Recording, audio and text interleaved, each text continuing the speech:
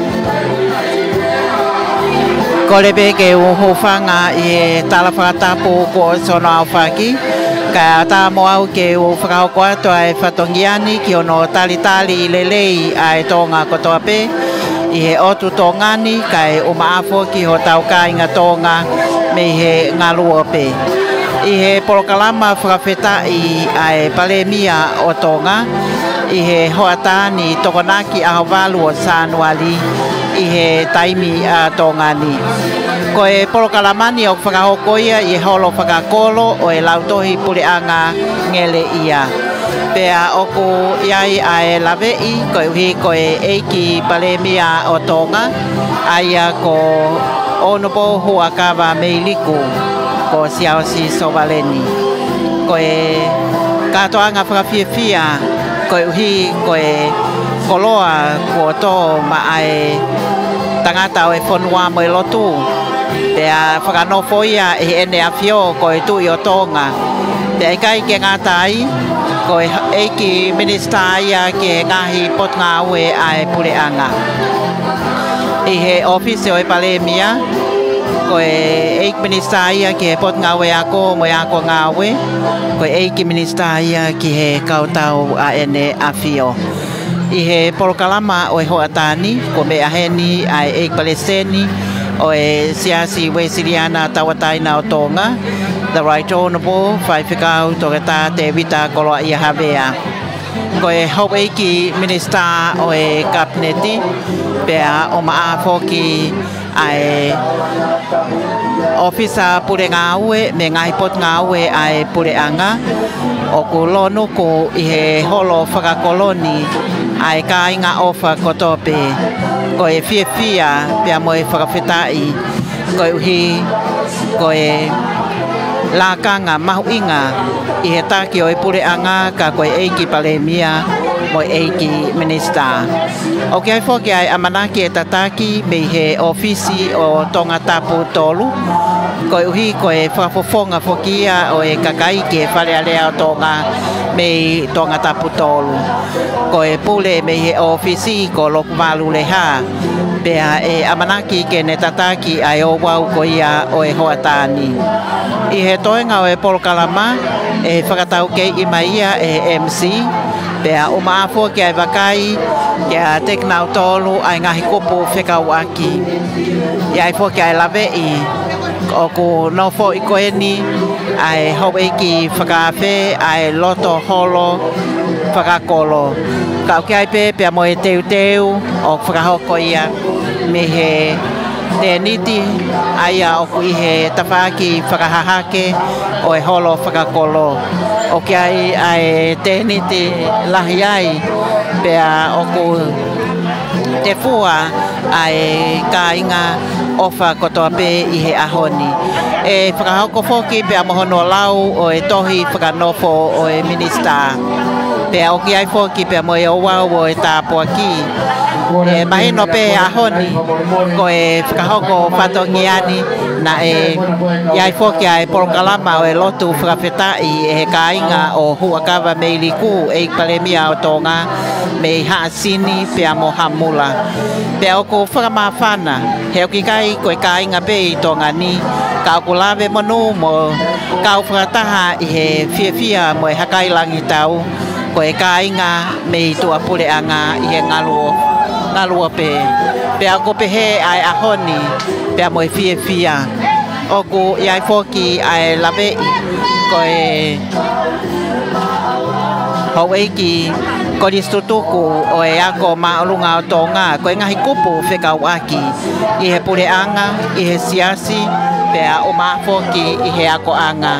O ku nau i heni ke whakaha ai whiawhia pea mo e poupou i he katoa ngā pea mo e whatongia o ku whakahoko. Taim tatau pe o kulawe i ai tānoa ko e puke puke whanua. Pea o ku iai pe foki ai ngahi tuunga o ku kei whakahoko ai whakatau kei. O ku iai ai hounga ia ko e uhi ko e kāinga koeni pea mo e whei laulau o whakahoko i e hoa tāni ko hiki o e whiawhia pea mo e whakawhetai. I he ahoni foki o ki ai ai lawe i he tuunga koia o e anga o e nofo pea mo e whatongia ai kāinga i he nofo ai tonga. O ko takitaha mo ona pe ai ngai whatongia o whakahoko. Me he whaamiri koia o e whae Pisila Sovaleni pea mo e whatongia o whakahoko me i toke lau mama o kai o maafoki me he vai ko hiwa mo e pua ko whanongo tala noa. Iai pe ai whatongia o whakahoko me ofisi o tonga tapu tolu. Iai ai whatongia o whakahoko me he kāinga o huakawa meiliku. Pia ai wakai ki he tuunga koia o e aho mohono ngahi. Whatongia ko na panga maalie o tatau pe i he whatongia koeni i heni fuiwa kawaliku. Pea mo e whatongia o whakahoko. Pea amanaki ke kamata ko loku malu leha. Patapu, ki he otua. Ko e tu i o langi mo maamani. O tau pata ai he aho koni. Patapu, hou eiki. Peki ha matapule. E patapu heni. Ke aho o ku uhinga e tau pataha e aho koni. Patapu ke eik pale mea. O tonga ko pili. Ka umai to koni. Tap ke ho eik minista ka launi. Tap ke takatai palestini. Ka umai ka takiloto. Ka paolunga tonga. Pe patapu atu. Sekretari pule kabineti ka umai ka CEO. Ngai pot ngau e pule nga. Patapu atu. Ki kāinga, opa kotoa, ko mo mea mai a koen. Pa mori kai a pake pakatapu. Kai tuku mua ke hoko atu ai Paul Kalamba o a koeni. Hage pe koe mo mea i, koe Paul Kalamba a honi. Kono pakai longa. Ko kakato. Ai pakanopo pe mo ui ko pai. Pe mea ba hua kava me liku a koeni.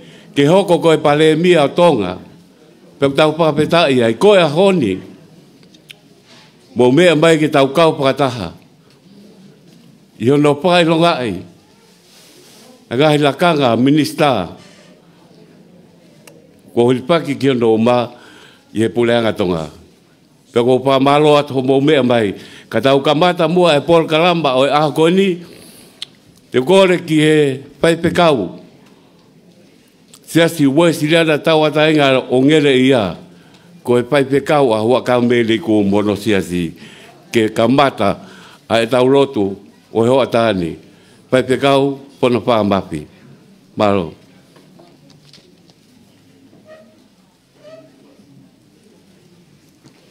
Ke tau lotu. O tua mafi mafi. Ai a Fiona, koe o tua o ngahi o tua. Moe eiki o ngahi eiki.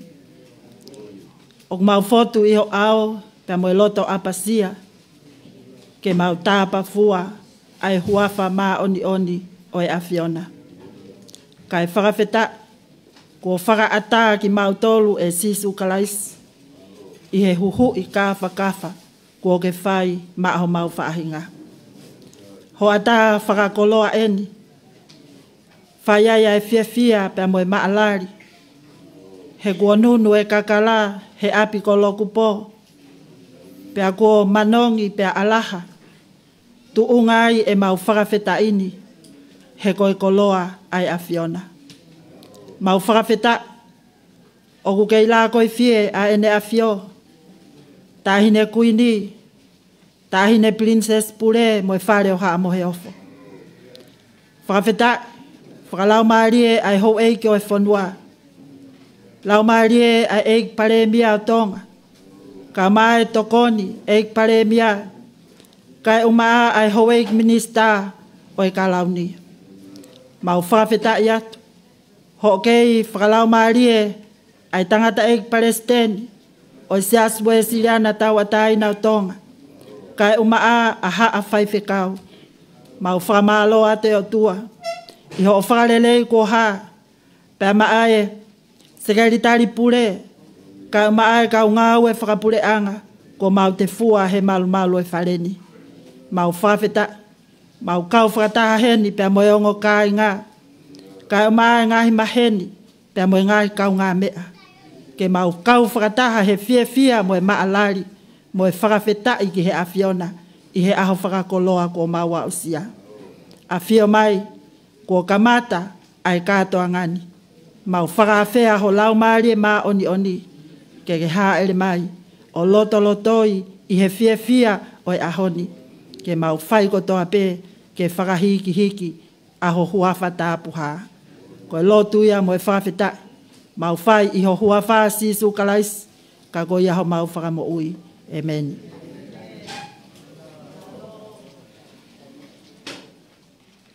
Pamaro ki e paipkau he lot kamata o e tau Paul Kalamba o e Hoatani. Te ukore mua ki e paponga pe me he kōsilio a pahenga toka taptolu. Ka o e tau ipaanga ia e kōsilio ki a toi moana takataka aia ku iloa ko e katoa hala tuktonga. Pakala kia ke te pai ki lea talitali o e Paul Kalamba e Howana. Malo.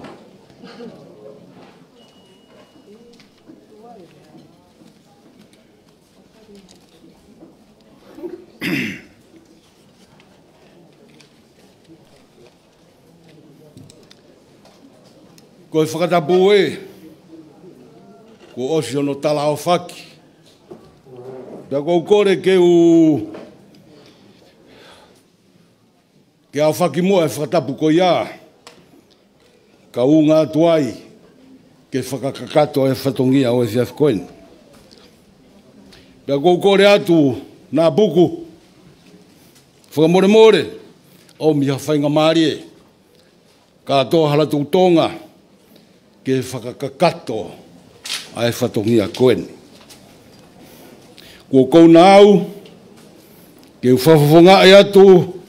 Ai kakai kotoa o e wahenga tonga tapu tolu. Ka pehe ke kau me mipa o e kōtiri o ngā ue. Ai wahenga. E au nau ngā ue whataha. Pea mo e whawhawhonga. Wharearea. Ai taritari loto mawhana. Ai taritari lerei. Ki mou tolu kotoa pē. Hoi ki o whanua. Kau me mipa kotoa pē. Mo kau minista o e kabineti. Pē kia te koe. Tana ik paisten. Sias Wesley ana taua taina o tonga. Kau mai whaifkau kone kamata. Ai ngā ue o e pongpong koen. Pē ki haa whakaurunga tonga. Pē ki haa tau whanua mo haa mata pure. Ke sola pia mui vulangi. U tau lo nuku. Api kolo kupo. He wa taa whakakoloa koen. Ko hai haloto. E taa fia. Moneka. He koe misi e ku hoko moni. Koe mea e na e whaikia ia e tūku fua. Ko tau mātā he aho koe. Mālari o e whiawhi koeni. Ko tuku koloria bebe mo e whakawhita. Ki o tua mafi. Whakakoloa ko ne whai. Pea lawe ai. Ai tonga tapu tolu. He hoa koeni. Ko mea e na e whaikia ia tūku fua. Kua hoko e whawhawhonga o tonga tapu tolu. Ko e kaimerie. Pea ko e kaimerianga. Isa. Ko tau whengongo. Whai fua he ulu. Ko mea e na mauloto aki. Ko mea e na mau whalala ki ai. Ko mea e na mau ngau e ki ai.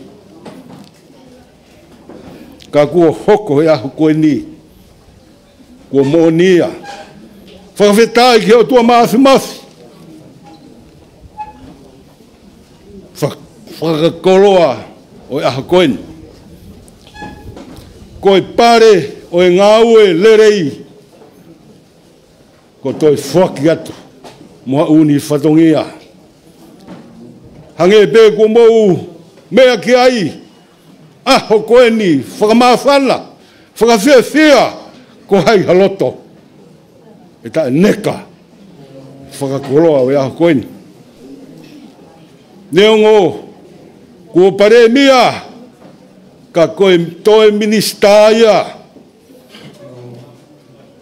Ke potu ngā ue tolu.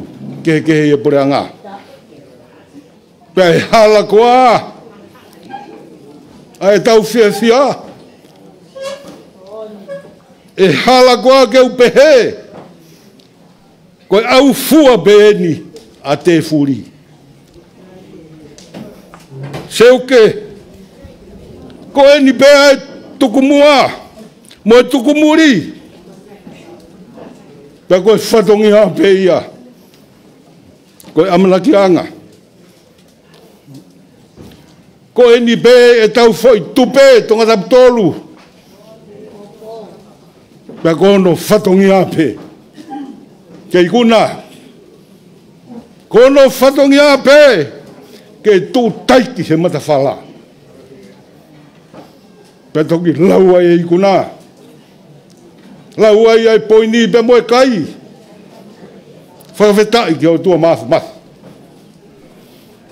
O kou whawhawhonga atu. Ia teki mou tolu ko tō be ko tau ronuku. Ia maru maru o e whare koen. Ke tau kau ko tō be e whawheta. Tū koloria ki o tua. He koeni. Ko tau tu be eni. Pe kuia e tau whalala. Kuia e tau amanaki. Tali lerei ki mou tolu ki e whatahanga o e whawhini. Pe ai whakafonga lewerewa ai whakawa kau tatau atu. Pamalo ki a katoa hala tuktonga i pakato ai rea talitali o e hoatahani. Te tau hokot mua ki he konga mahoinga koia o e tau pol kalama ki upakape ia i a skelitari pule pa mua skelitari ki e kabineti e te kakakoka ke ne pakahoko atu ai pol kalama koia konga o e tau peweanga o e piapini. Ko pia lahi poki e tongan pale mia ka mai o e kabineti mo motor ko to ape ko sekretari pule poke kabineti ko kolistu to ku peia i chibesa gele ia pakata hape pa mo e pale mia ko ia winga e tau heni pa ko pe pia la ya bito lau ka wa ke chibesa gele ia ai pakahoko patongia a lo kau tangata mai pule ga ko ia te wa ke pa ngari ko ni Pea maha sekretari pule, mo sekretari ke kabineti malo.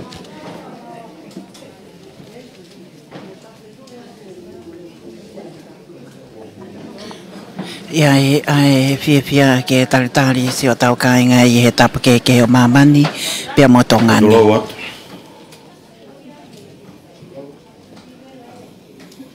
Ko kore pe ke atu e whatapu ki he otua masiu ne asiu he taulalo tonga.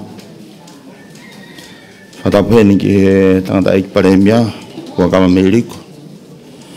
Whatapu ki he o eiki minista e kabineti. Ka mai eiki tokon paremia Honorable Po Astei, minista e mo ui, Honorable Saya Maupukala. Ka mai minista e ai ngau e ki muri, ona pol fekita utoi kamanu pe we whakapapa mawahe heni ki a koe polot whawhanua ma ho oike e whok mo e minista e ngai ngā ue lalahi ona pol 17 tomo ua a te whatapu heni ki e ko wana e Pangepure Dr. Sione Ngong ka kioa, ka guai makausi o e preanga, pe mo ki motolo to pe mo heni i he sasini. Hatapu ki a nā pako, mo hātala eiki.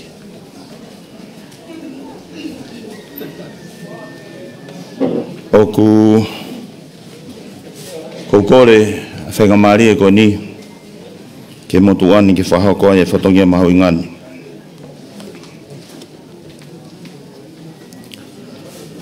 Koe palasi, nugalofa. Kia si aosi, ofa ki waha wholau, sovareni, ngere ia. Hange koe mawhai kua ia, kua whaki a te au, e lao me koni stūtone o tonga. Ko ia o kua whie whaha ki a te koe, i e tohini, a e kua ngo i loto whie maarie, ke whanofo koe. Ko minista ki he ako, mo e ako ngā ue. Nista ki he polisi, tā mate awhi, mo mea whawhukwha. Mo minista ki he kautau aene awhio, o hange ko whakotu, ko whahau ko mai ki a te au, me he tangata eiki paremia. E lau o kamata pe a whakanofoni, me he ahu wawalo tise ma wanoa wataha. O ko ke ma o kakato heni a ngahi mawhai, mo monu ia o lakanga, ko whanofo koe ki ai. O kou tui, te ke tari, loto whie maria e whakanofoni, pe te ke whai o skiri a verenga i pe, i he mea hono kotoa pe. Te ria e pure anga mai whanua. O hange pe ko ia, na e whai mai i he kohiri ange. Aia te tau whenga I pe, ke hoa mo tau, mo lao, mo konistu tone o tonga. Tupou ono, tui o tonga. Na whahao koe ni ahu wawalo ti sema, wano wataha. Mau.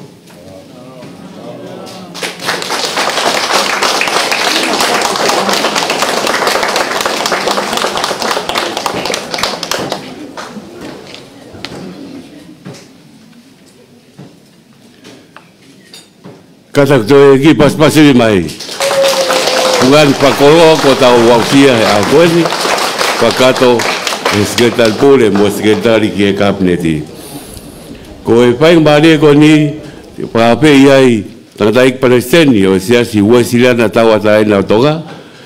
Pai kau toke ta te vita kolo ai havea. Ke le pakato hata apuaki. Pangai koloa ko panasi aki. Huaka meliku I watan malo.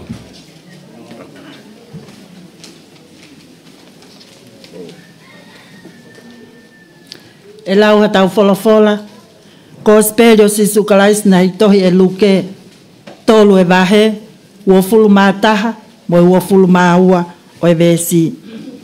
Pea ihe osi paptaiso ai kakai, pea ko paptaiso mo sisu foki, pea kune fai e ne huu, Iloange na e matangaki ai langi, pe aluhifo ki a teia ai lau maari e maa oni I hasino na e tatau mohalupe. Pe na e ai hale o mihe langi na e pehe mai. Ko hoku alo pele koe, ko koe kua uhoi fuai. Amen.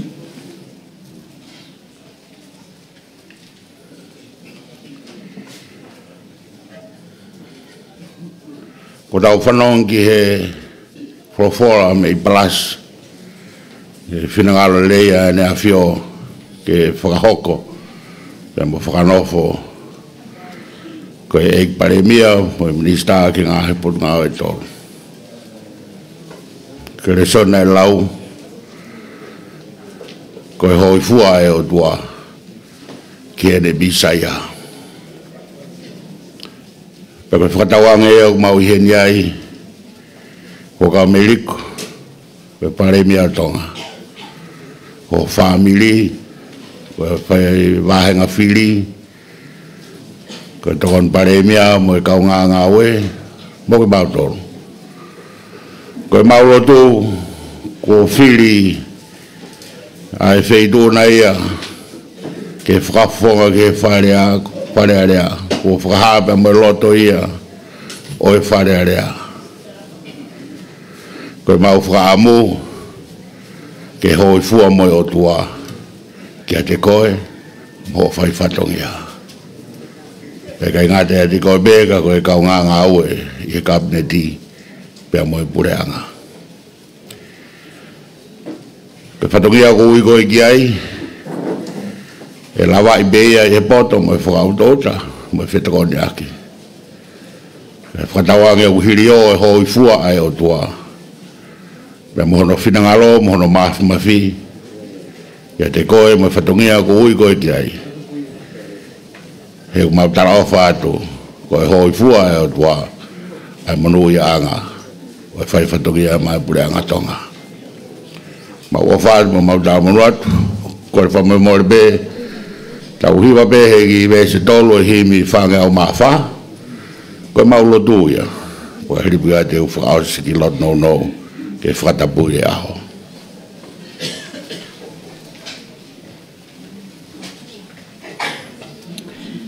E lau maari e mea mai a wheitau lalo ki au. Tari a ek wheingani, hao o sila I au maau. Tapui hoku ata mai o ngauhi hao whare ai. E lau maari e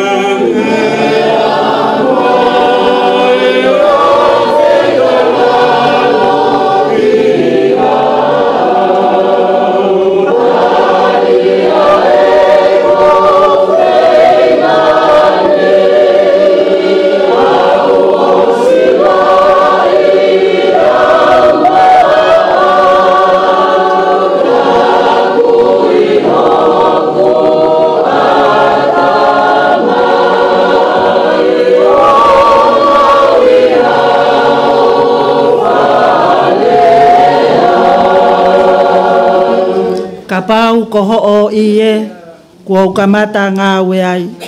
Ofa ke whaiwhai atu pe, ke whonu hoku atamai. Malo pe e ni tuluta, kau fie mau hamoana.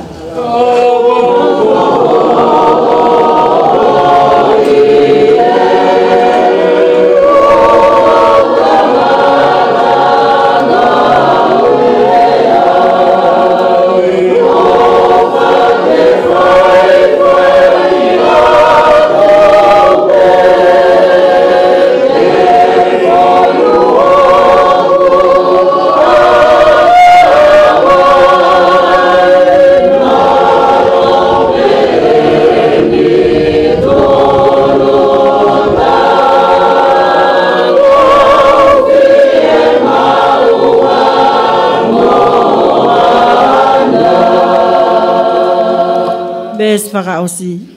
E lau maari e topu tapu, whakamooni ki hofoha. Ke fuuongo i ho hau, e hoku ata mai kotoa. Kau toki ilo pau, kua ke whakahoko au.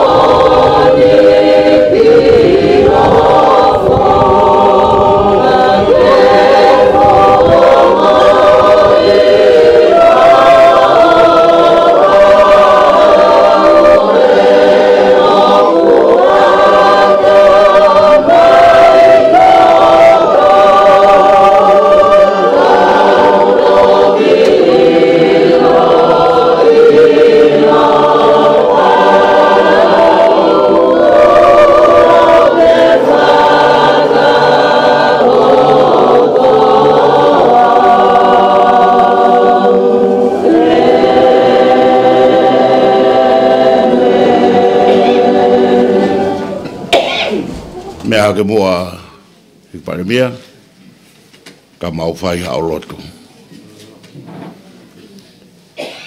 I tau lotu.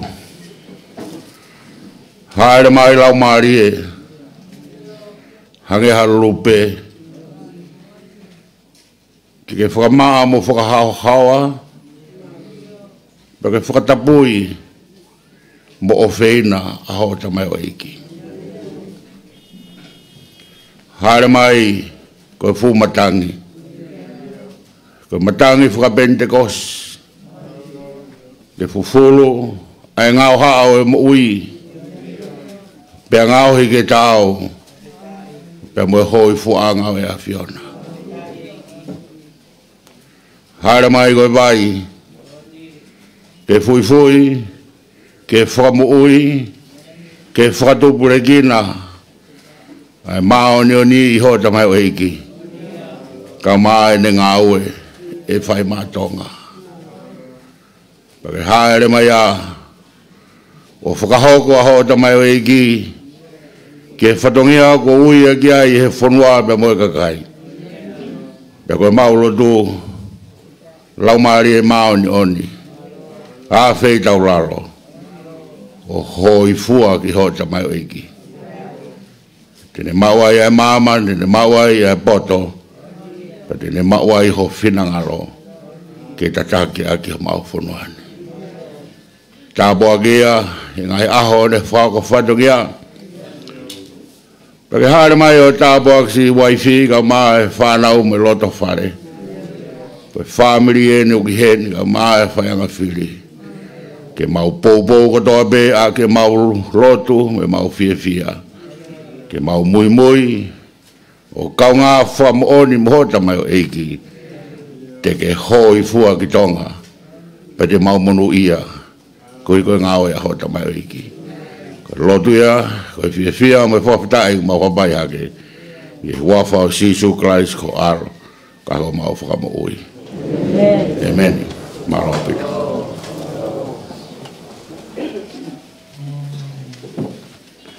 Whabaro ki he tata i Palestini, ko kakato ai konga ua ki o e tau Polkalama o e Huatani.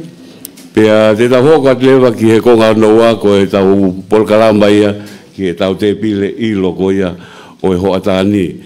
Pea hake ko ia kumbo mea i, te kore pe ki pa kau ko ta pol kalamba ko ia hoko atu ka il pele pa ta lotu pa ta te pile pe hok vai leva i he hili a lotu ko ia ai ki lea paka holo ilo pe ai ko lea pe ka ula ki pa hoko ia pe me he family wa kameli ko peka lava lea ko ia e hoko atu ki por kalamba pa meite ko ki pa meite pe ke paulo aki o mo ilo ko ia e watani pia ko ai pe pa mo e lea honoa ko e paponga ia pe me ko silio ko ia e vahenga tonga taptolu pia kalava ia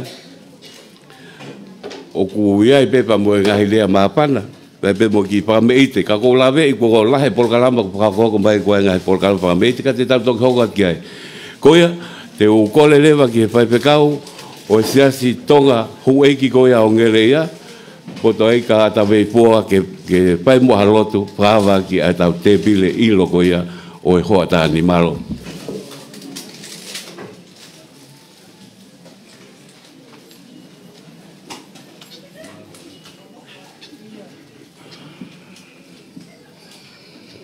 ke tau lotu fofonga mai e si hoa e unau ia ai kereni ko ke whakatapui pe lau ia moho kalau ni ka koe tangata o mau whakamalo tu talire ia hoata a koe koe mau hanga tu ko uhi koe ofa ku tuku i ho mau lotonga. A malaki ke ilo a hou iki. Eki pare mia ka umaho no toko ni. Hou iki minista o i kalau ni. Tangata eki presteni ka koe whaife kau whakatui. Ka uma haa whakalunga tonga. Ai ngahi kupu whekau aki kotoa pe i e hoa koeni. Ko e mau kore ke tāpu aki ai ofa ko tuko. Koe na e maa. Tō whake ina si ai hoka inga. Koe vai. Koe taipe o e tātaa. Whakanonga he whanonga o ku whai. Ko uhi koe whakamanatu ai ngāwe mahu inga. Tukua e o toa ke whakakakato. Mawai haiwi moha malohi. Whanonga aki. A koeni. Si sukalai si ko alo kako mau whamoi. Emeni.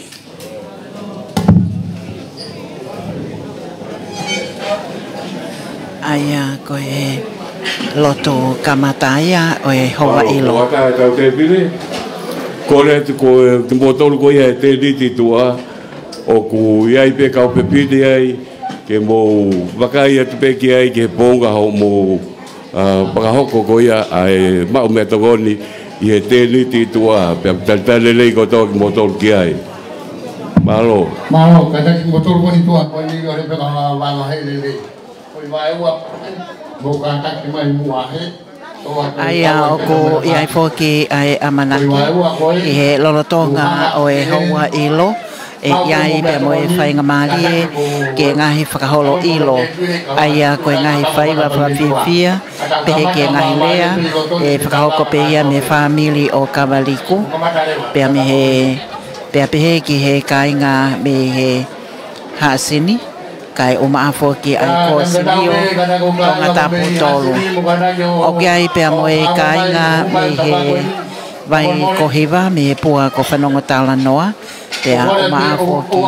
angai lea mawhanga ia e fia ko hi ko wakai ke a kinau tolu ai kainga o tonga tapu tolu tatau pe he kau tolu ke leka kinau tolu ai tangatai whanua mo i whiwhinei whanua kau au pito ai ka toa ngani me he wahenga tonga tapu tolu ia i pe mo e kainga Watapuatu ni Haueki. Watapuatu ki e paremia ma no kautokoni padapat gi he kakau gi moto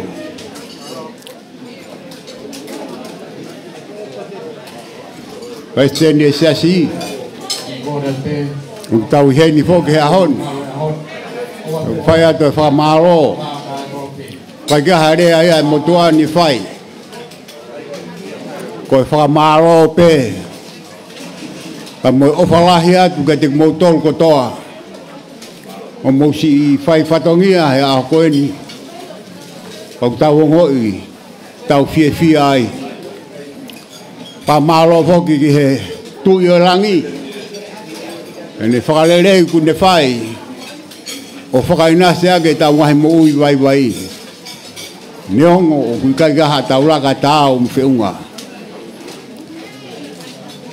a maro atu ki he tangata i pasteni ma mo e lotu te teo ke whai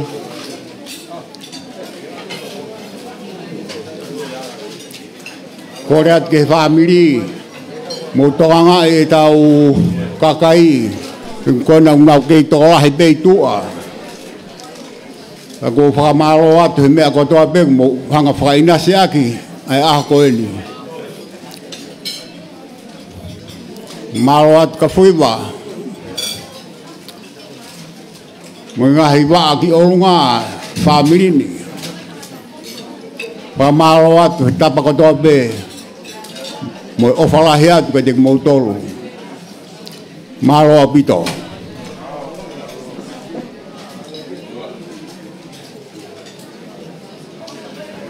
Pamalo kia pulaki he paoko ai taulea luaki koia o e watani. He koe lau pahao atu kia nei koe pe paki pakameite pe ki pakaholo aki a hao mou ilo o e watani. Pe aka koe ne bao pe a e luaki pakameite pe a katako pahao mai ke tau hoko atu ki ai. Pe aka lava a e pakameite uluaki te tau hoko lewa ki he lea pa me he kōsi leo. Iai pe poki pa mo e whaingambari e ka kai lea maapana pea e toki whakakakato e tau Paul Kalama ko ia o e hoa tāni toki pa hoko ai e minista ko whakanopo e ahoni a whakamaro ki whakakato ki e tau Paul Kalama o e ahoni. Holo beho mo ilo, ka e whakakato at pea e Paul Kalama ko teu.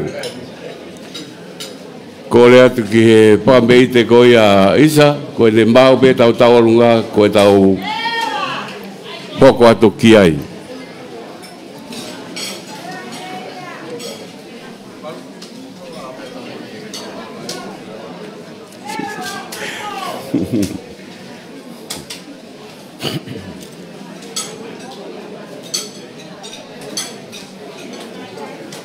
ai au ko teu mai foki e howani ai amanake Rocky Fiber ka ko e tau olunga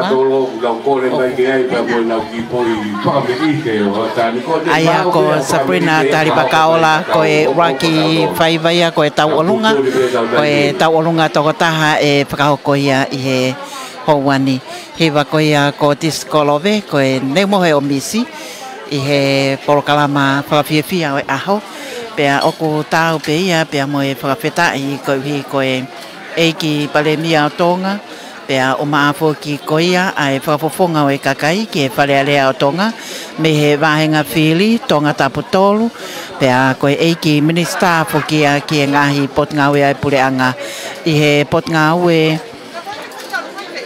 a ko mo e ako ngawe ka e pehe fo ki he pot ngawe ai polisi Pilisone pe mo ngai me whakafofa o ko iai foki pe mo e tamate afi i he taim tatau ko e 8 minista ia o e kautau ai ne afio to e ma opo ange ai kainga ofa ai family pe mo e taha kotoa pe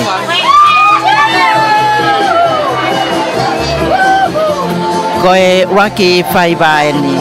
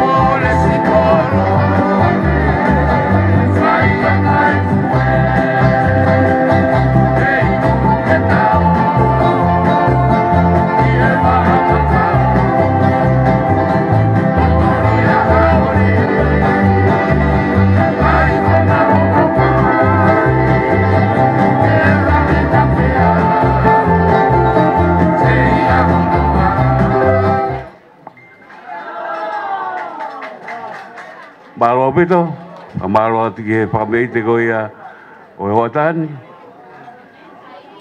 Ekton Palembia kamata kata ik Palestin tupe mua ke pa mau ki ma pana mo pia e hotan. Ko ipe ko lave ipe ko a tokona kien po ko ke a pa ku ke ko mai kata ke ga pamete ko pa ko mai bot ngau tala bo ko ya sa suasila dong ya. Pakai pamoe tau lea, pakahoko atu e tau lea pikaua ia, pakahoko atu e paponga, pamihe ko silio ko ia, a vainga tonga tap tolu e pakahoko atu ia e tonga ta William Mimanu. Ko e tau lea ia hono hoko, pia te umai lewa, pia mo e tau ngahi pakamei tepe. Mo maali pe, ki taimi pe tau aho pe aku paptai lai ki o tua ko ne pakalang mali a honi ombe aho alo mali malu lele pe moko pakahoko ai tau katoanga pia o hoatani ko ia ko tau lea pikaua ia e pakahoko atu ia e paponga pe me ko silio e vahenga toka tap tolu ko toka ta William Mimanu teu mai pe mo pa me te ko ia pe me he ponga da bo ko ia se si we si la tawa dai na o tonga o ngele ia malo Aia koe whakahoko ia toenga o e ngahi porokalama koe aho ia o e mawhana koe aho e whiepia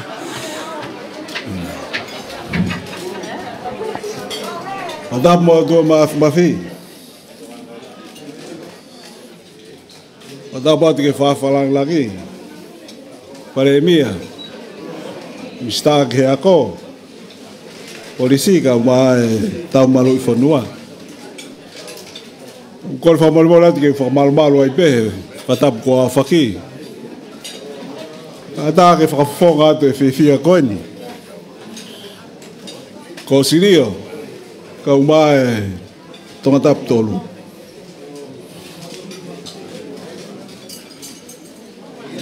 Wahai ngā ni whok he mausi o mai me he pot ngā ue. O kau he kongala he mau mea toko ni me wharekoloha. O tahaya he mau ngāhi taumua me he pot ngā ngō ue. Whakasio mai po kaha mea te mau lava whai. I uta pe ko apikolo. Whakasisi ia ke mau mea takon me i muri.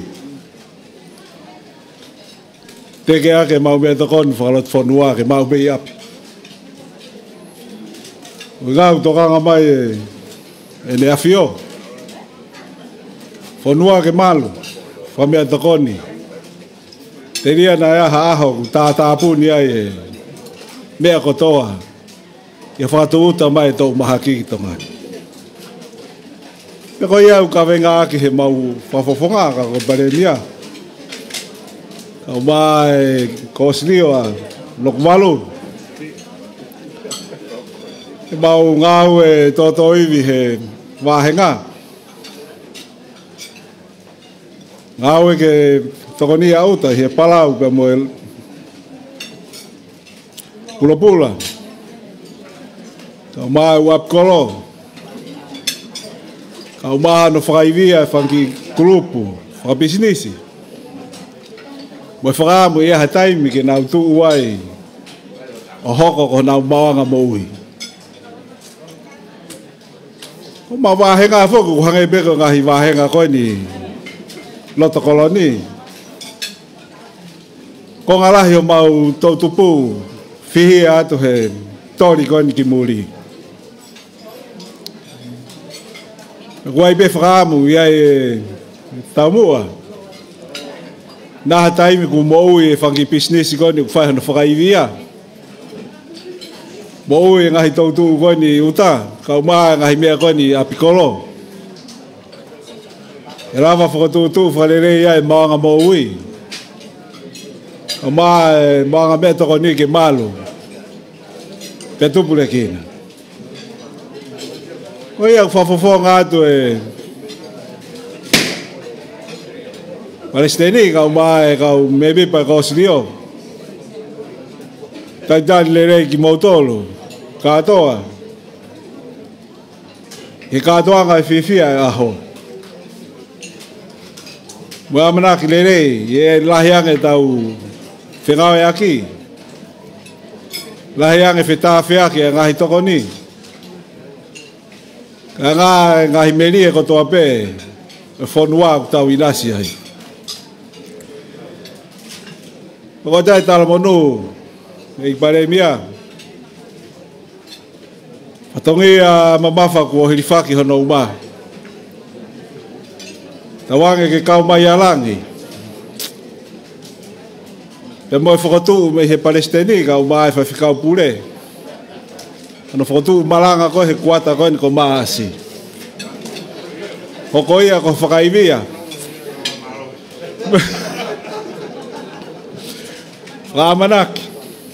Whakalahi atu ho mawhai. Moho iwi. Whakahoko ake ngā ue. Koe whatongia. Ie nea whio. Maa e hau eke whanua. O mea te pūki he ta. Kai whakaluku fua e whanua. Ko ia rea mo talmonu. Ke feituna. Ka ba ka whakawhi no katoa. Hoi ki minista ka mai takon paremia. Mai palestini. Hata kiloto. Atu e whiwhia. Tā dāri whiwhia ki mautoro he whatahani.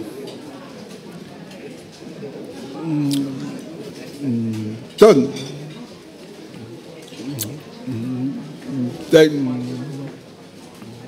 Eo. Malo.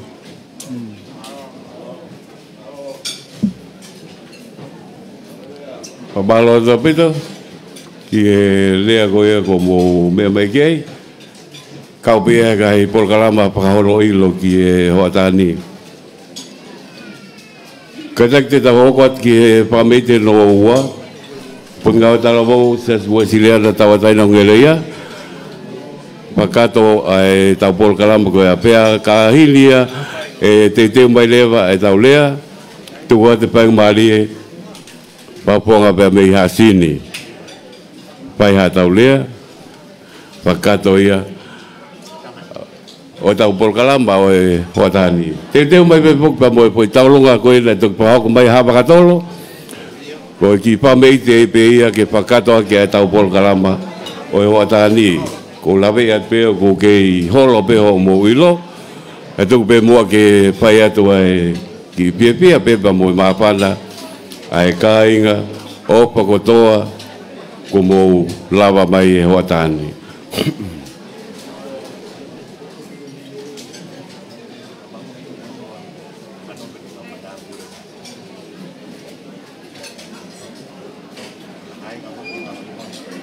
Koe pe pok pe mo e pai ngambali ki lea mapana, mahalo e ua pe, ka te tok taimia to pe, ki miniti no ngahi lea mapana. Tila hokat lewa, ki pamete koni, pia lahi au pito e pānau, ai pot ngā o e talamo e se asi ua silana tawatai nau ngelea, ke nau kau he malari o ahoni, pa te nau pahoko ato aki pamete, paholo aki a o mo ilo e hotan, malo. Aia ko tō laki me ta whakaha ke o holo whakakolo. Ai whanau tō tupu whiwhine mo tangata, koe toko wha whiwhine, wha tangata, pia mo nau te unga whaiwa. Aia koe top lavano blue moana, kai umafo ki ai whakahapai, pia mo e tek-teki, whakapa-apa ai whanau whiwhine, iai pa mohono kau whiao, ai e tōla whare, koe whanau tangata. Pot ngau talabou ai siasi we siriana tawatai nau tō ngā me ngele ia pea mo e whakawhiawhia o e aho ko eni ia e whakatawangi o tau whelongoa ke leleipe i he ngalu ea i he whakahoko whatongiani.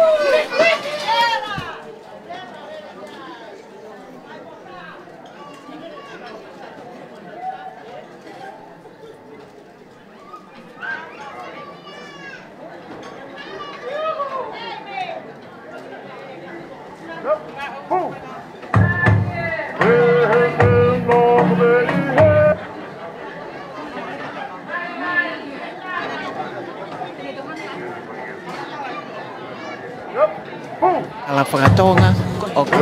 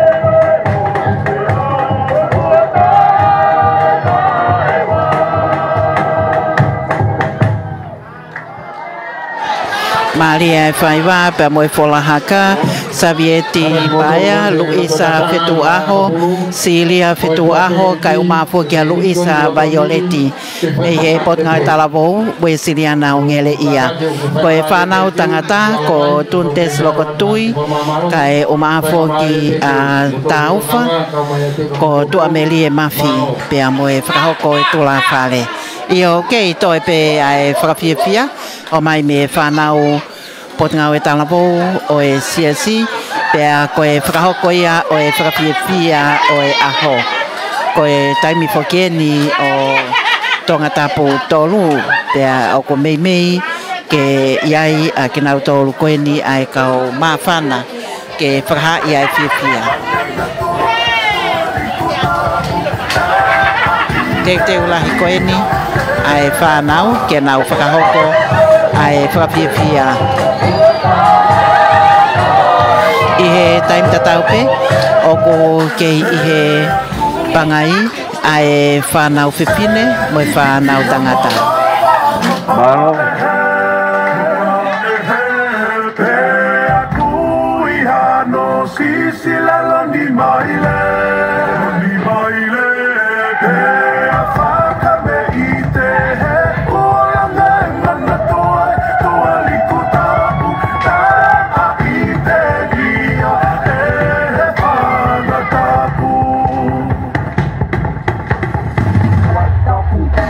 kahile taurunga koni te maki le mapanga bawa le me hasili te fa ko boya kai te mai ki pa me te fa ko ya pa me ha ba toro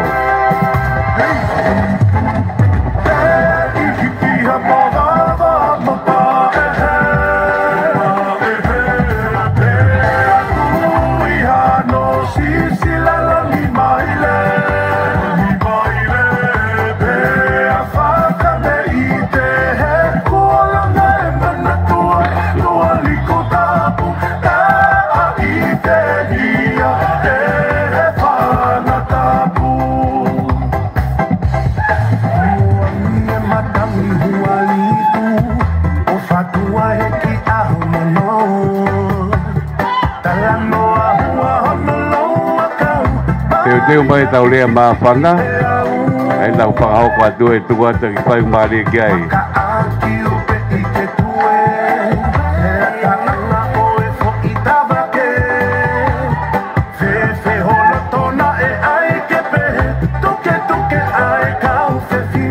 Kata kahili pe tau lunga ko ni teu mai lea ko pe mi hasil ni kahili tau lunga ko ni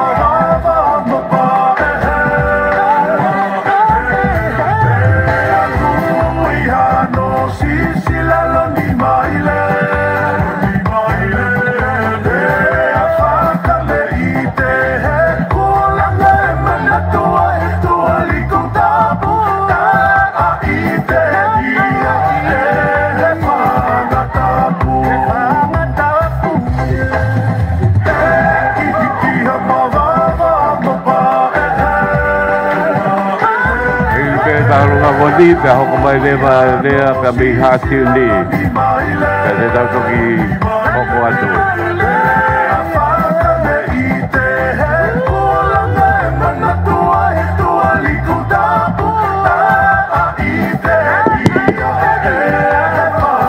Hey,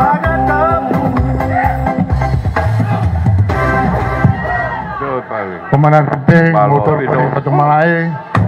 Kawa di tepli. Ko e fia ia o whakahoko mi e whanau tau tupu Sabieti Paea, Luisa Fetuaho mo Celia Fetuaho kai o maafo kia Luisa Violetti.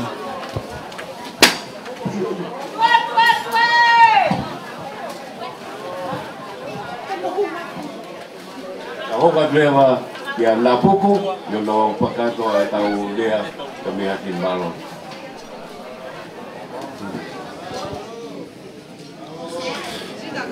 Tau mo afi wa tua mas mafi. Tapato ik pare mia. Kato aki hala tonga koreat.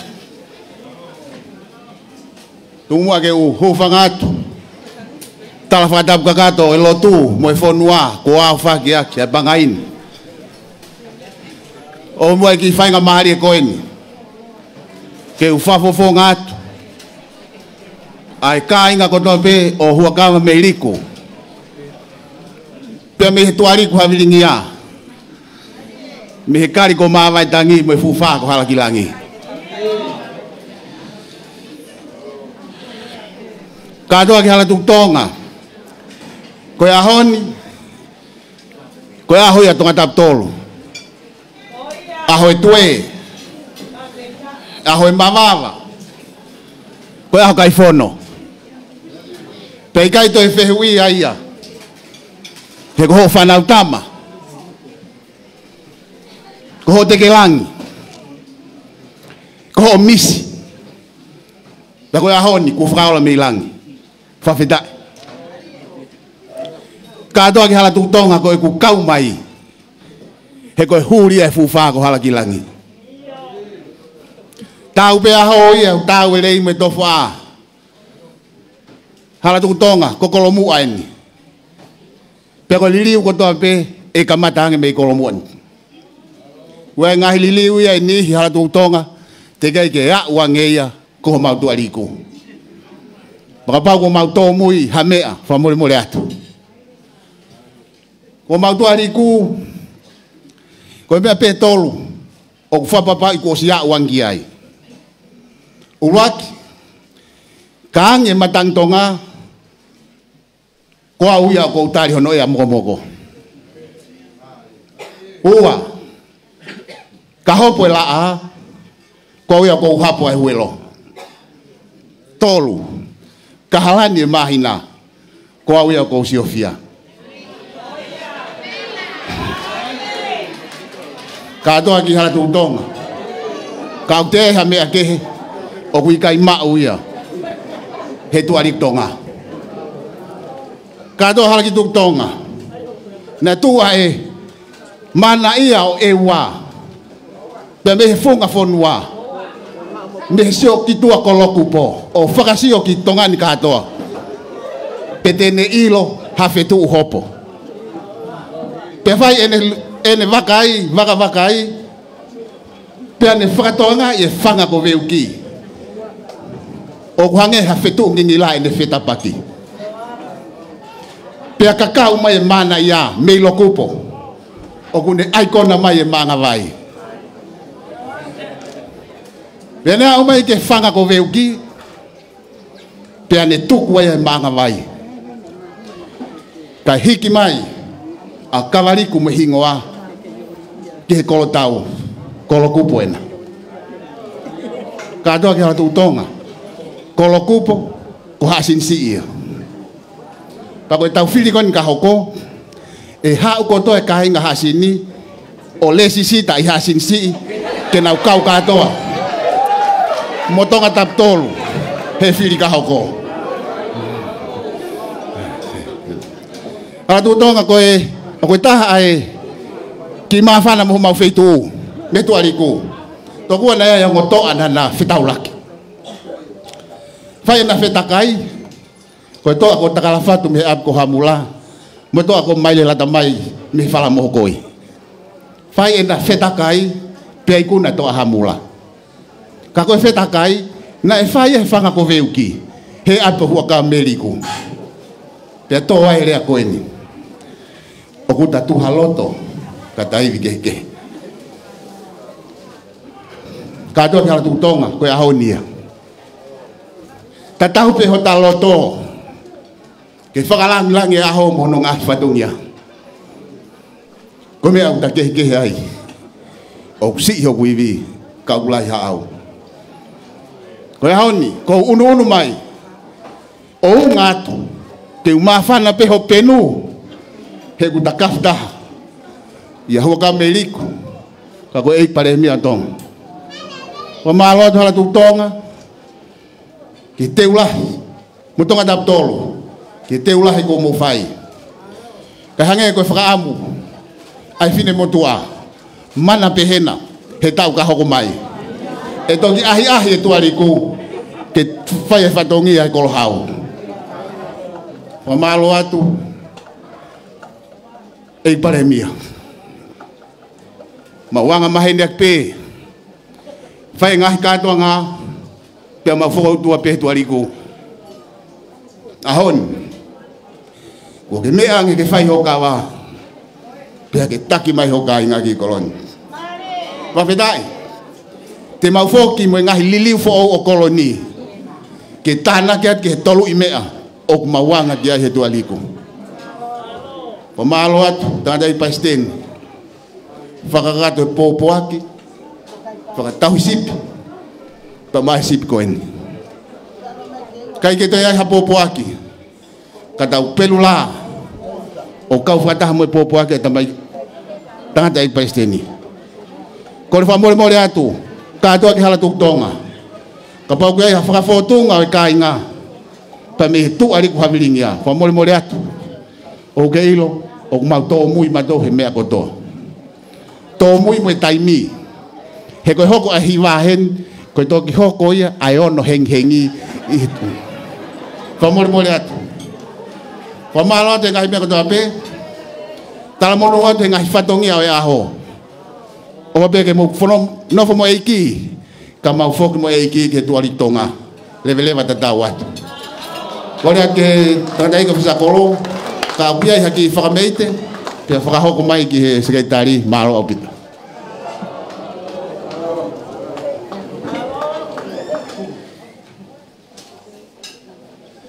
Malo lah ya pito ki lea ko tau panau ki ai. Katu mo ki wange pa ngari ko ni ki ngai lea ma pana ma pae ko ni. Dai ma puke puke ai pia ki kau he malari o ahoni. Mal.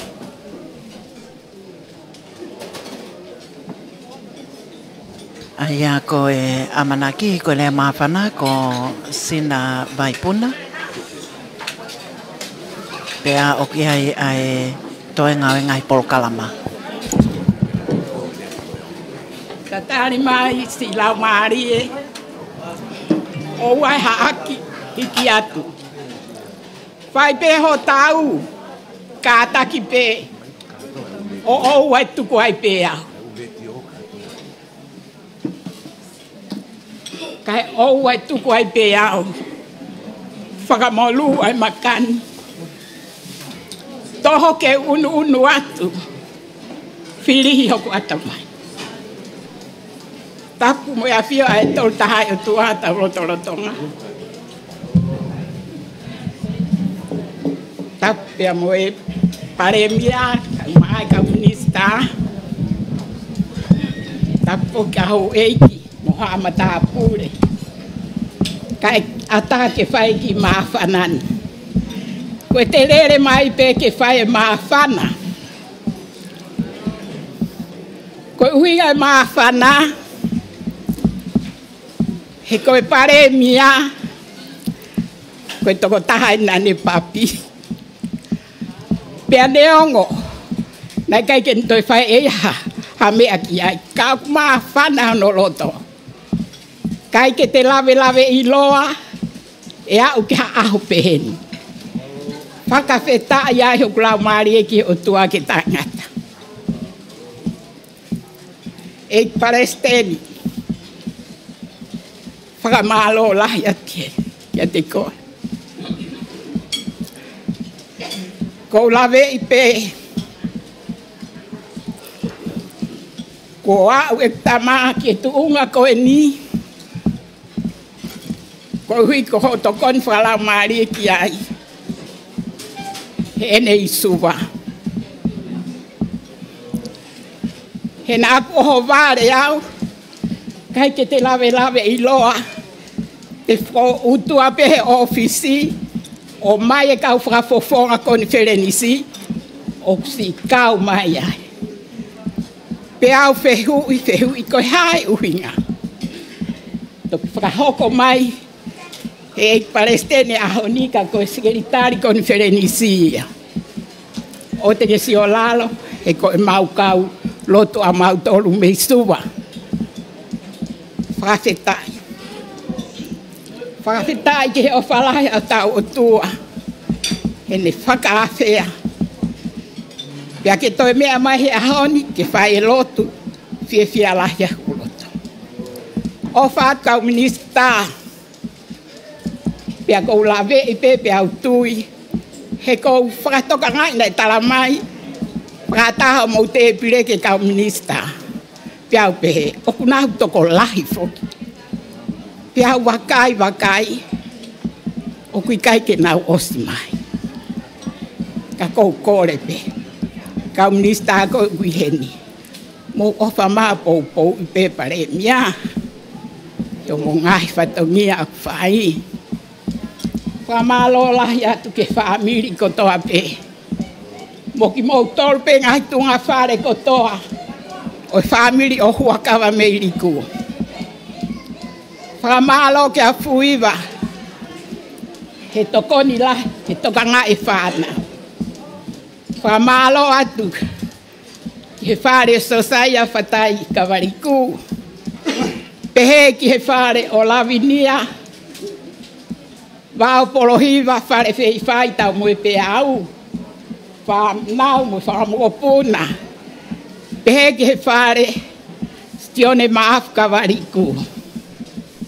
Pehe whoke kai ke whakangalo, neongo oksisi. A manase vea niua ka wariku kakoia. Koe toko whaia i he tunga whare o punau kei mui o au mai ke haoni. Whakamalo lahi au pito si kau whakafko toa pego mou mea mai he haoni. Whakawhiewhia. Whamuremure angi mau tolu ka pau koe ke mau ha mea whiunga ke mau iloa. Tawange mo o tua whai tāpu e ki nai pe Paremia kau mai kau minista. Pea pehe fok ke Palestini mui kau CEO kotoa pe. Ko mou mea mai ahon kau mai ka inga ofa mui family. Si kau whai kau. Ko mou mea mai ahon. Tu au fatu.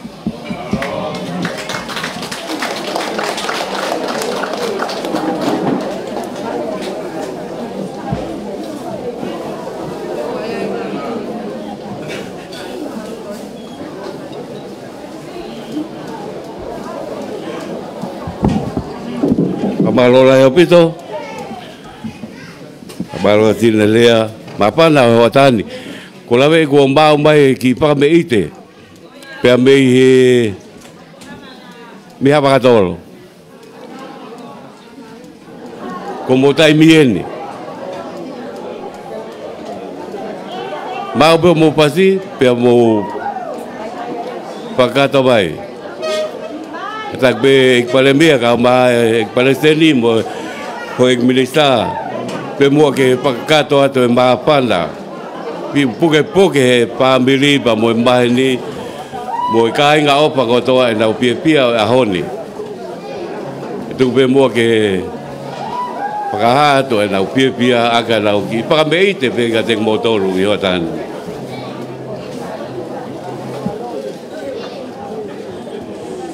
Kore mua e ki whainga maari e koe ni ke mau ki hao hak. Ka ki mua e tomotuko e whakawhitai ke o tō mafi. Aho whakakoloa koe ni ku tau whakatahataha mai ke tau kātoa ngai he aha koe ni. Whatapat ke a polotu whawhanua pāunga. Mo hoek. Tapatu ke ek pare mia. Hoek minista. Whatapu ke hen ke ek Palestini. Kātoa ki kore ke u whanga te ngai whakatapu nei o si hao whaki ki mua. whakamore atu. Koe ki polo kalamba koe nine hu hia mai pehe. E ko ngafo ko lawe e maurere mai ko si mea polo tu hen. Ka ko to lawe e ka ko mea ma polo tu ia I he tafa ake taha. Pa ko ia whai e peha ki whakafofonga atu. Ai fie kau ngā kau pehe kātoa ngā.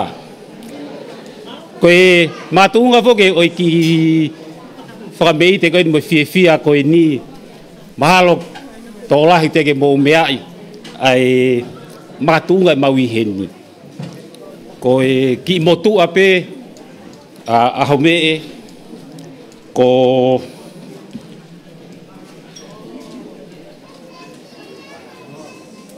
Daniela, Nia, Luciane Taufa. Aena ia ahoafi, wana whanau ko ahoafi, pia mo mere tuna. Ko mere tuna eni, o kuea pisila, o magatuunga e tau iheni he eikparemia. Pau mau fie e, ai ki whakamokopuna ahoafi, ke nau o mai peo whai ki whakameite. Neongo ko e eikparemia, ko tuunga wa e whine mātuanu.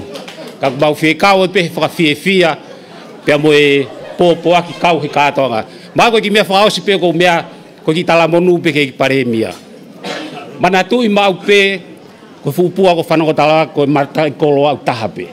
Ko tari aho me e lotu. Ko tui maha ko mau ki talamonu pe ia ke pōpō atu ke lakanga mamafa ko fuisia. Lewe malanga au tau atu. Maro. Tau hoko tau peke tau runga ko ia. Tau runga ko mere koula ahoafi e katoa koe pua ko whanongo talanoa lelei me he vai ko hiva ai api ko kulo koe whei ilo anga ia ki kai pongpongi ka koe whanau weni pea moe makapuna koe whakalanglangi o ku nau whakahoko.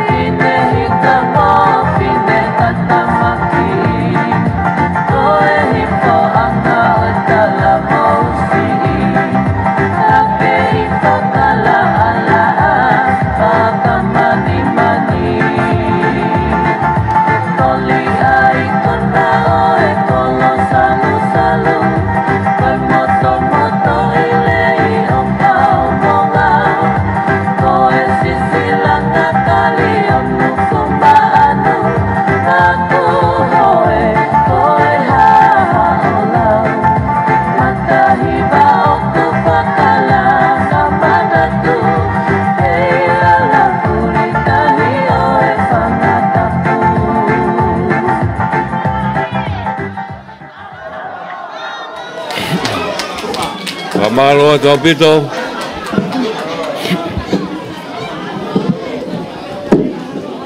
Pamalo ki pamite ko ko pai bi pupua ko panongo talanoa. Aia ko Rita Suka o Tukolo na ne whakahoko ai whakapilo aki o e whakapiepia pea oku hili pe ai whakapiepia ko e nau i he whalikia ke tarifekau ko e honau whatongia whakatarutalu i he houani. Korbe ke u whatapke a whia tua mafi. Whatapke ik paremia. E whatapke kau minister kabineti. Whatapu atu ik Palestine. Pea ko kore na puku ke u whamalumalu atu he tala whatapu. Wawhaki he kamata anga. O katoanga o hata koin. Fe puke mua ki whainga maari e koin. Keu kau pe pue. He whakalangilangi o e aho. He ka pau e eke e tūnga motua koini. O ku kau pe. Ai tō moho. Mo holo anga. He haka pe mo fia e aho. Ma tūnga ia hae mo tua koin. Whafonga ia tue whamiri tua o ana pulo tu. Katoanga o e aho. Mana tu peki he ngahi whakaiwaha kuhoko i he tau whanonga i taimi. Pea kuongo mai a ere o koen. Kuo holo whae mau mauluta. Kai e hon, ko whamoniat. Ukui kai holo whae mau mauluta. He whare hua kawa meriku. Mōni rea pe me foi one. Oku kei tūpe e foi one. Tahi mei he, waka mei he. Pea neongo. Ai nofo mo vete. Kau kei tūpe e foi one. Koe whamonia pe me whamiri tua koen. Kari whatongia. Ko whai he ahon. Kai mauha me aia. Ke ilo ai. Aho eki Muhammad Abure. Whamori more atu. Mo tua. Pe ngari whakatua pe. Mo sisia iwi. Ka koe teke langi. Koe me ea nei tai ai ho. Ai whai ka vei koula. Whai pe whakapapa. Ke au ke ngatanga. Whao siki rea. O whātua ik paremia. Mana tu pe ki he. Tukuange noa e lupe manoa. Pea whanonga e lupe. Pea whoki mai. Pea mo elo orive.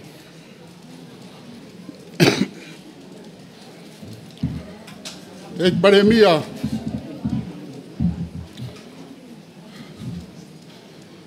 Ko ngahi whanau pe ia nai whai.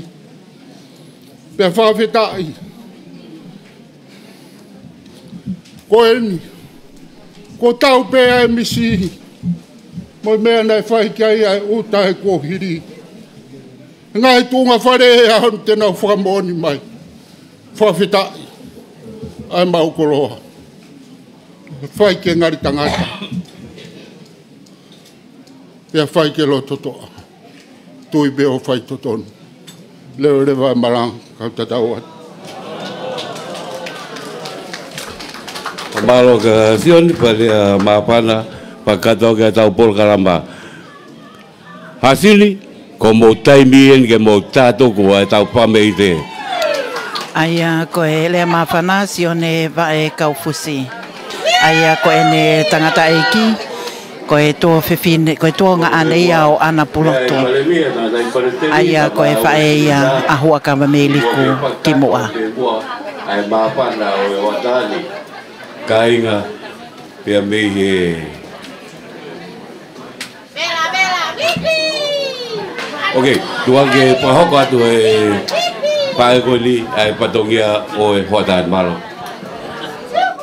kore ke hufanga pe tala fratapu kwa faki kamata ke fe ngani kata mua ke fraha kwate ki patongia koen ko ki tuanga fa franani veta olunga mekari ko mava tangi o fuaki atuia mai fanga mehigitana o tama pare miak levele vai malanga alang-lang au fraha ko mai me he kainga o e kari ko mava tangi aia ko e pipine tau olunga ko paea whakaba ia ngahi whae ki nau tolu o nau whaberevela me tawhaaki whai ana no whaaki wholau ko LC telefoni sela aholelei kai o maafo ki a fua lupe whakaba mo mamani kotoa pe Io o ki ai foki mo popo ki o koma ia me he kainga koia o e kari ko mawai tangi me he oto mulina kamata pe me fisi no sila Australia Hawaii Amerika lahi mo Britania ko e hivaeni o atu ia pe mo e tau o lunga pia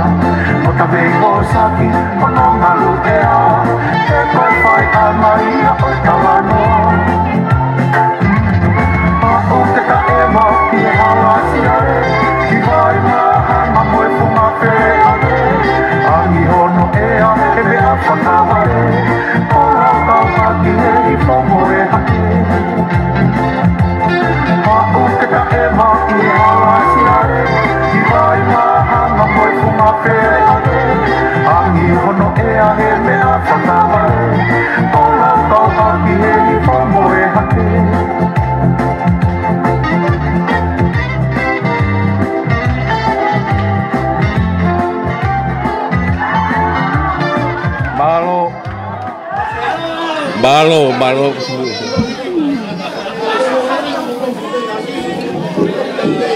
Malo pito. Fia pe a kohono matai koloa pe o e aho. Ko e feofofani, ko e fia, ko e melino, ko e tue, ko e hakai langi tau. Ka toanga fa fia o e a koeni o atu ia. Malo asili. Malo pa meite. Hage ko patoa I na puku pe hasilio kata konseti eni. Malo mua mo pareo aya ka mo poilore gau. Palestini. Algo que para osse ta por galamba. Para le ambai pinbatua. Koi pe loto hateho. Pa ko pe que tu kuange mua que para osse hateho. Lau talambai. O koi pe loto piona. Pa lau loto que ai hata olunga piona mo hateho. Puiva. Pa ko pamu. Tuange mua pa ngambane ko ni ki mua he me para osi. Que tuange que pinbatua hateho. Que para ilongai ai nau pia o aho ko ni malo te mai hate iho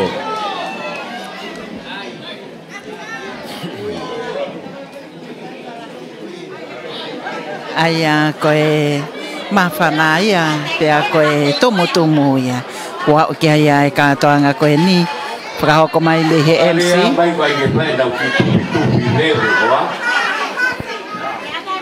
aya e time tatau pe koe pia ka koha pia koe sila pelua mo e punga mana mo uien malo kuiva malo apito malo apito ki pa meite koe pe ko tawa umbai ki pa singa o tau por kalama o he watani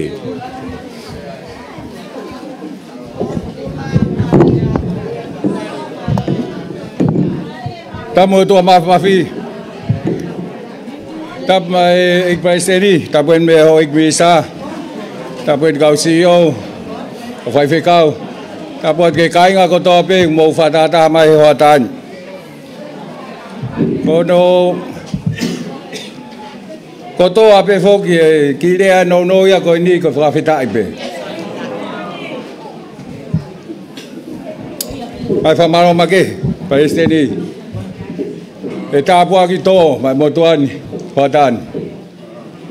Wa malo atuen ki whano whākau mai. Kau whai whikau kotoa, kai ngata pei ngereia, kai toa taptolu.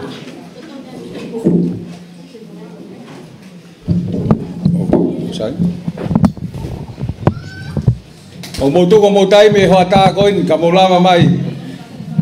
Ke tau katoa whawhita. I he whiri nai whai, kia whinangalo ki ai, ai tamatui.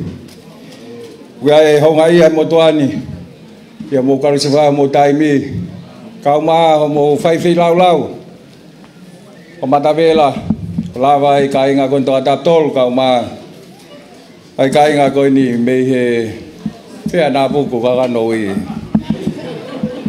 Me haa sinsini, ua e kai umaa whoke lau si. Ai kai ke ngalo fo kai a te. E fui vai.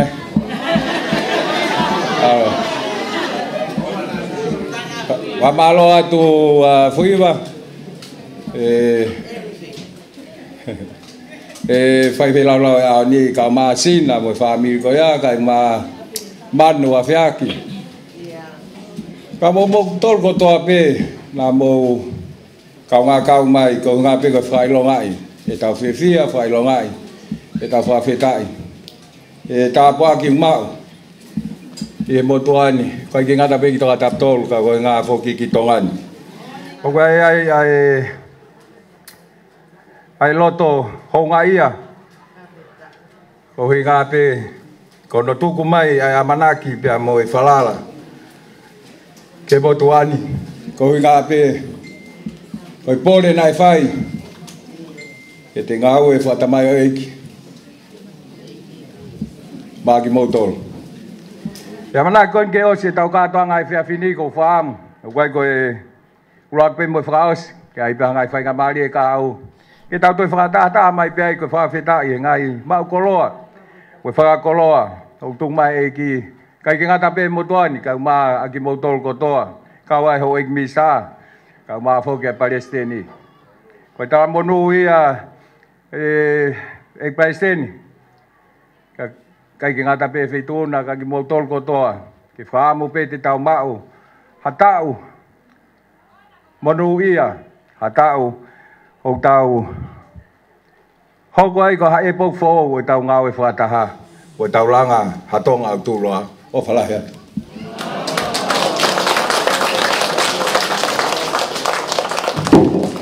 Pamalo lahi ato pito, ki e mea pamalo ko pai e palemia, ko e paponga, vaenga toka taptolu.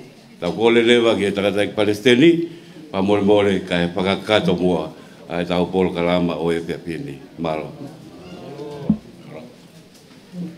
Ke tau lotu. Haere mai lau maari e o whatapui, ai fia e ngahi whamiri, ai fia e whaianga whiri,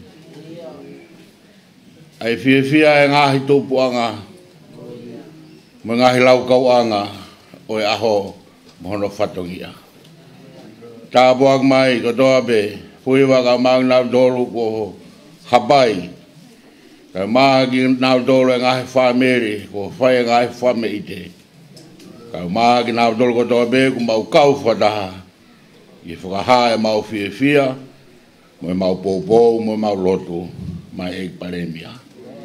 Tau hiaki mau dolu hange ka ngahi tala ofa o e aho, te toka ho whinangalo, ke mau luta e merino, mo fia, i he whai whatongia e whai ho ta mai o hiki. Ka maa e poupou, mo e hiki whanua, e whai he ngahi whamiri o mau whikau kau aki. Tāpo aki e whatongia ko kakato, mo e fia e aho. Mau te kakotoa bea ke lang ia e Fiona, e hon bea whai bea tai ngata. Ia koe keresa eki mo whai doa, mo whihera o mare maana ni, kia tau tol kotoa bea, bea whai bea tai ngata. Amen. Marobito.